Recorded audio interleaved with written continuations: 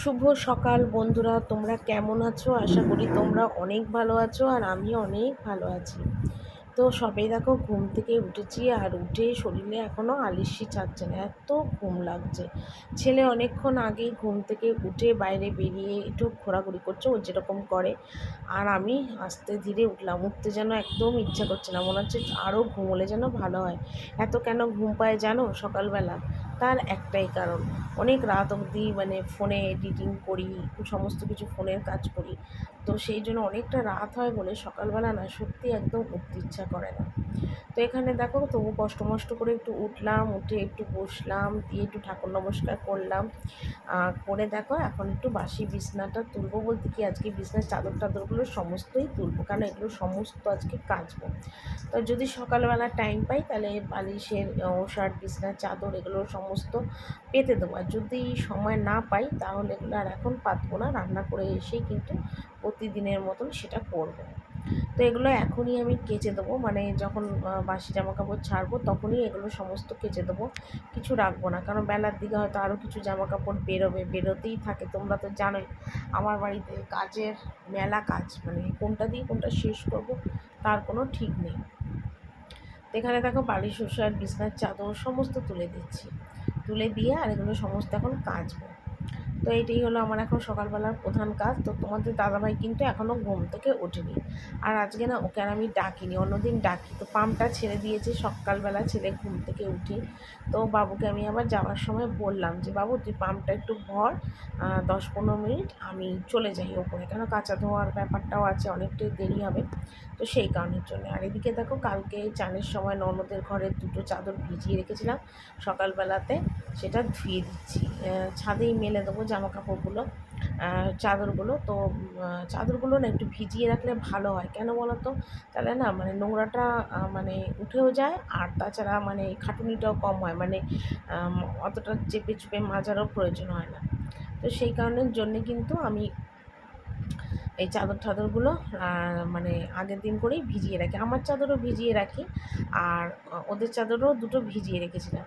তো সেগুলোই এখন ধুয়ে দিচ্ছি, আর ছাদেই হয়তো মেলে দেবো কি বারান্দায় মেলবো দেখি, কেন রোদ উঠছে বৃষ্টি হচ্ছে, বৃষ্টি হচ্ছে রোদ উঠছে, এরকমই হচ্ছে, কি করব কিচ্ছু বুঝতে পারছি না। এটাই হলো কথা। তা এখন এইটাই করব। আর তোমাদের কাছে আজকে কতগুলো কথা শেয়ার করবো এটাই মনে মনে ভেবেছি। থাম মানে কি বলবো, তোমাদের টাইটেল দেখে নিশ্চয়ই তোমরা বুঝতে পেরেছো। অ্যাকচুয়ালি আমার ছেলের বিষয়ে তোমাদের কাছে কিছু কথা বলতে শেয়ার করতে চাই। সেটাই তোমাদের কাছে বলবো। আমার ছেলে তো কথা বলতে পারে না ঠিক মতো, সেটা তো তোমাদের অনেক আগেই আমি বলেছি। যারা আমার রেগুলার ভিডিও দেখো তারা নিশ্চয়ই জানো আমার এই দুঃখের কাহিনী। আর কি বলবো তোমাদের, এর মতন আর দুঃখ নেই। এখনও পর্যন্ত মা ডাক আমি ছেলের মুখে শুনিনি। এটা আমার জীবনে অনেক বড় কষ্ট, আমি ঠিক কাউকে বলে বোঝাতে পারবো না এই কষ্টটা। তো ছেলে কথা বলতে পারেনি, যখন ছেলে 1.5 বছর 2 বছর বয়স, যখন কথা বলছে না তখনই বুঝেছিলাম যে ছেলে কথা বলতে পারবে না। কিন্তু তবু ভেবেছিলাম অনেকে আছে একটু বেশি বড় হলে তারপর কথা বলতে পারে, কিন্তু সময় চলে গেছে, বছর চলে গেছে, কিন্তু ছেলে আমার কথা বলতে পারেনি।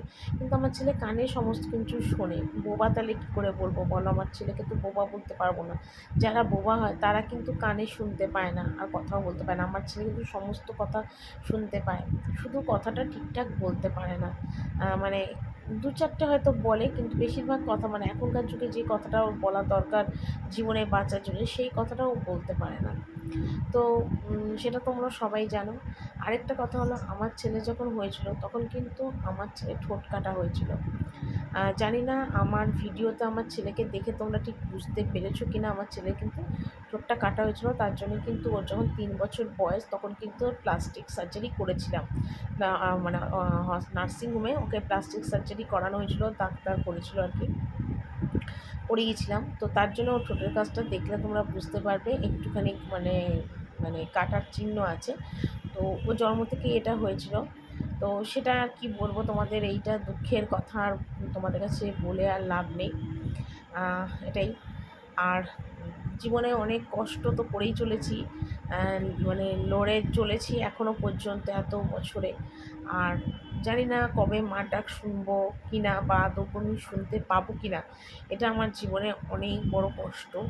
আমি ঠিক বলে বোঝাতে পারবো না। আর ইউটিউবে আসাটাও কিন্তু আমার সেই কারণেই, যে দুটো পয়সা ইনকাম করে যদি ভালো মতন করতে পারি, ছেলেটাকে একটু স্পিচ থেরাপিতে ভর্তি করব। জানি না সেটা আমি কোনোদিন করতে পারবো কিনা, অনেকটা বড়ও হয়ে গেছে ছেলে। আর ঘরে আমি ছেলেকে পড়াশোনা করাই, সমস্ত কিছু ছেলে কিন্তু আমার লিখতে পারে, নাম ঠিকানা মানে সমস্ত কিছু কিন্তু লিখতে পারে, কিন্তু মুখে উচ্চারণ না করতে পারলে সেই লেখার কী দাম বলো, তাই না?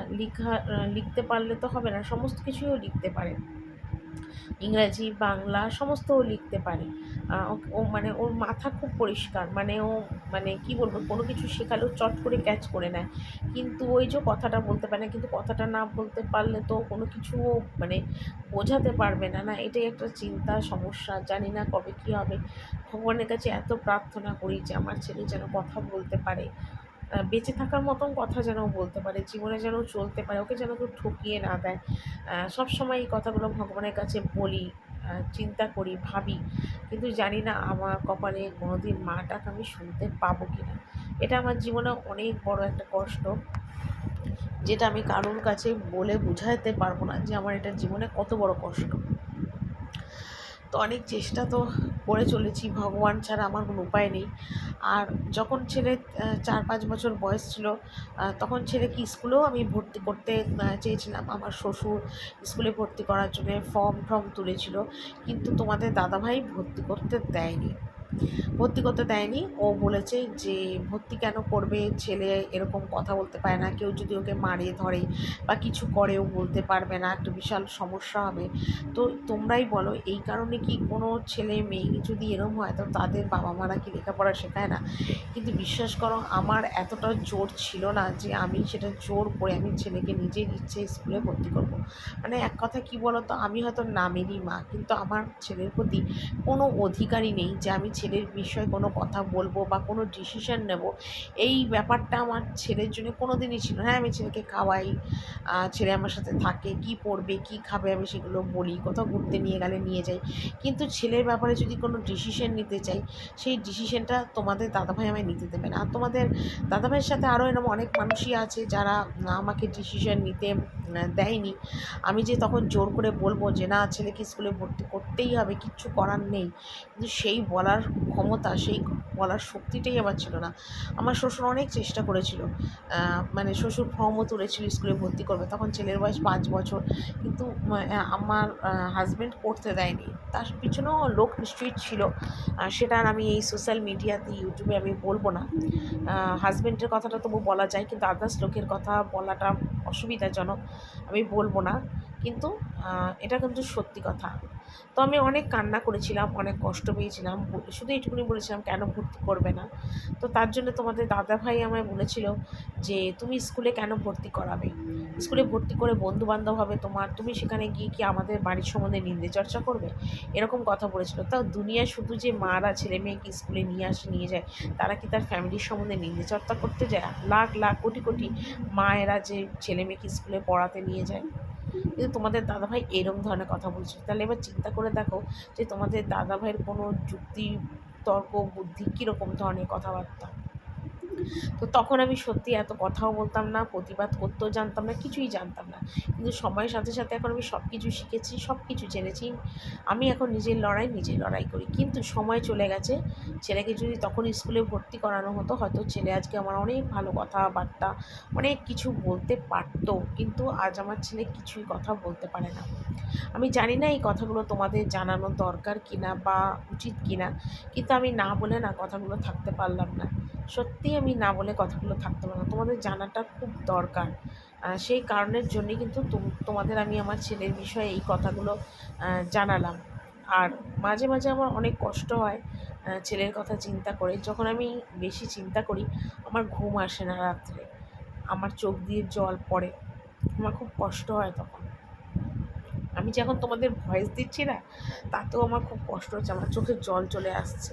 আমি চিন্তা একদম করতে পারি না, চিন্তা করলে আমার শরীর মন অনেকটা খারাপ হয়ে যায়। তো তবু তোমরা যেহেতু আমার ফ্যামিলি পরিবার, তোমাদের কাছে আমি সব কিছু শেয়ার করি, বলি, তোমরা আমাকে এতটা দূর নিয়ে আসতে সাহায্য করেছো, তোমাদের জন্যেই আজ আমার এত দূর, আমাকে সবাই চেনে, সবাই আমায় ভালোবাসে, সাপোর্ট করে, সেই কারণেই কিন্তু তোমাদের কাছে আমার এই কথাগুলো বলা। তো যাকগে অনেক কথা বললাম, তোমাদের কাছে জানালাম। তো এই করতে করতে দেখো কাচা ধোয়ার কাজ কমপ্লিট করলাম, বাসি বিছনা তোলার কাজ কমপ্লিট করলাম, জামা কাপড় মেললাম, কাচলাম, তুললাম, সব কিছু করলাম, ফ্রেশ হলাম, বাসি জামা কাপড় ছাড়লাম, ছেড়ে রান্নাঘরে এসে দেখো এখন বাসি বাসন টাসন যেগুলো ছিল সেগুলোই এখন মাজছি। আর ভাত কিন্তু আমি বসিয়ে দিয়েছি, তোমরা তো জানো আমি ভাত বসিয়ে দিয়ে বাসন মাজি। আর তার আগে কিন্তু এসে তোমাদের দাদাভাই লিকার চাটা করেছিল আর আমি দুধ চাটা করলাম, তারপরে চাটা খেলাম। কারণ চা না খেলে না একদম মানে কাজকর্ম করার একদম এনার্জি পাই না। তার জন্য আগে চাটা খেয়ে ভাত বসালাম। ভাত বসিয়েই এখানে কিন্তু মানে রাত্রিবেলার যে বাসনগুলো আর কি ছিল, যেগুলো থাকে কটা কিছু বাসন, রুটি খাবার প্লেট, থালা, বাটি, গ্লাস, সেগুলোকেই এখন আমি মাজছি। ভাত বসাতে মানে ভাত হতে হতে না আমার এই বাসনগুলো কিন্তু মাজা হয়ে যায়। রাত্রিবেলা করে তো অর্ধেক বাসন আমি মেজেই রাখি।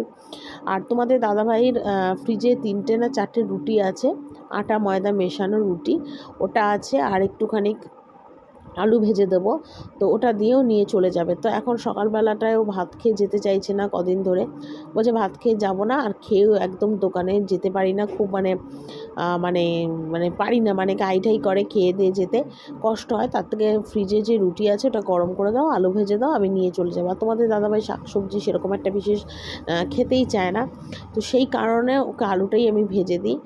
আর মাছের ঝোল ঠোল করলে, মাছ ভাজা করলে বা তেল ভাজা করলে ও কিন্তু ওগুলো দিয়ে ভাত খেয়ে যায়, কিন্তু আজকে আর খেয়ে যাবে না, তো সেই কারণের জন্য ওকে ওই আলু ভাজা রুটিটা দিয়ে। তো এখানে দেখো তরকারি কেটেছি, কুমড়ো, বেগুন, আলু, পটল, সজনে ডাঁটা, বরবটি দিয়ে পাঁচ তরকারি হবে। আর এখানে দেখো লাউ কেটেছি, যেটা মুসুরি ডালের মধ্যে লাউটা দেবো, একটু সিদ্ধ করে নেবো প্রেশারে। আর বেগুন কেটেছি, নুন হলুদ চিনি মিশিয়ে বেগুনটাকে ভাজবো ডাল দিয়ে খাওয়ার জন্য। আজকে তোমাদের দাদাভাই আর মাছ টাছ কিছু আনেনি, কারণ একটু বেলা হয়ে গেছে উঠতে বলে। আর চাটা খেয়ে বাজারে গেছে, গিয়ে দেখেছে আর ভালো মাছ একটা খুব একটা বেশি নেই, যেরকম আমরা খাই সেরকম মাছ নেই, তো সেই জন্য ওর মাছ আনেনি। তো সেই কারণের জন্য মাছ ক্যান্সেল করে তরকারি আর ডাল হচ্ছে আর বেগুন ভাজা, এই আজকে রান্না বান্না হবে। তো আমি একদম সব কিছু কেটে কুটে একদম গুছিয়ে ধুয়ে টুয়ে রেডি করে নিচ্ছি, যাতে ঝপাঝপ আমার রান্নাটা হয়ে যায়। তো এই মাত্র স্নান টান করে আমি এলাম, আর রান্না বান্না পুরো কমপ্লিট করলাম, নিরামিষ রান্না, তরকারি ডাল বেগুন ভাজা ডাল, ওই জন্য আর রান্না করার তোমাদের আর দেখানো হয়নি আজকে। তারপর ছেলেকে খেতে দিলাম। আর আজকে না উঠতে একটু দেরি হয়েছে বলে কাজকর্ম অনেকটা আমার দেরি হয়ে গেছে আজকে গো। আর ছেলেকে তাড়াতাড়ি করে খাওয়ালাম, কারণ ছেলে যাবে ঠাকুর ঘরে, তাই ও ঠাকুমা ঠাকুর ঘরে ঢুকে গেছে, তারপরেই ছেলেকে খাইয়েই তাড়াতাড়ি করে স্নানে পাঠালাম। ছেলে মাথা টাথা ঘষে শ্যাম্পু করে স্নান করলো। তারপরে স্নান করার পর আমি ওপরে এলাম, এসে ছেলের ওই দেখো জলের বোতল টোতলগুলো সব ধুয়ে পরিষ্কার করলাম, জলের বোতল টোতল হাঁড়ি ফাড়ি সমস্ত মেজে ঘুষে শোকেস টোকেসগুলো সমস্ত পরিষ্কার করে মুছলাম, মুছে ঠুচে। আর বিছনার চাদরটা তো সকালেই তুলেছিলাম, তো সেই জন্য আর এখন বিছনার চাদর এখন তুলবো মানে পাতবো, সকালবেলা আর টাইম হয়নি, আর বেলার দিকেও টাইম হয়নি। তারপর নিচে গেলাম, গিয়ে ডাস্টবিন বালতি ফেললাম, রান্নাঘরে কটা বাসন ছিল রান্নাঘরটা ধোয়ালাম, গ্যাস মুছলাম, আর টুকটাক এগুলো করলাম, করে সোজা ঘর মুছলাম। ঠিক আছে, ঘর মুছলাম, ঘর মুছেই সোজা চলে গেছি চানে, মাথা ঘষে শ্যাম্পু করে স্নান করে এলাম। আর এসে এখন আমি বিছনার চাদরটা পাতি, আর এই কটা জামা কাপড় আছে সেগুলো ভাঁজ করি। সকালে তো অনেক কেচেছি, আবার এখনও প্রায় হাফ বালতির মতন হয়েছে, সেগুলোও কাচলাম, সেগুলো এখন বারান্দা দিয়ে মেলবো। ঠিক আছে, তো চলো ওগুলো মেলি, মেলে তারপরে বিছনার চাদরটা পাতি। তো এইদিকে দেখো আমি চান করে তো চলে এলাম, এসে নাইটিটা চুলের মধ্যে বাঁধলাম, শ্যাম্পু করেছি মাথায়। আর টুকটাক কিছু জামা কাপড় ছিল, সকালে তো প্রচুর কেচেছি, সেগুলো তো মেলাই আছে দেখতেই পাচ্ছ।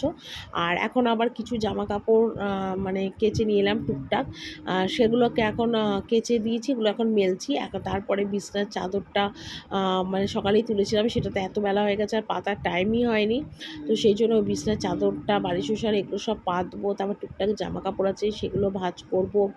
আর তো বাবু তো নেই, মানে ছেলে নেই, ছেলে গেছে ঠাকুর ঘরে ও ঠাকুমার সাথে। তো ওরা আসার আগে আমাকে ঝপাঝপ কাজগুলো সারতে হবে, কারণ চলে এলে না তখন আবার খেতে যাওয়ার তাড়া শুরু হয়ে যাবে, তো কাজটা আমি করতে পারবো না। সত্যি কথা বলতে কী বলতো, ভাত টাত খেয়ে এসে না তখন আর এই কাজগুলো আর করতে ইচ্ছে করে, তখন মনে হয় একটু গড়াগড়ি খাই বা একটু শুই বা মার সাথে কথা বলি, এরকম মনে হয়। তো সেই কারণে আমি এখন ঝপাঝপ করে ঘরের এই কাজগুলো একটুখানি সেরে নিই।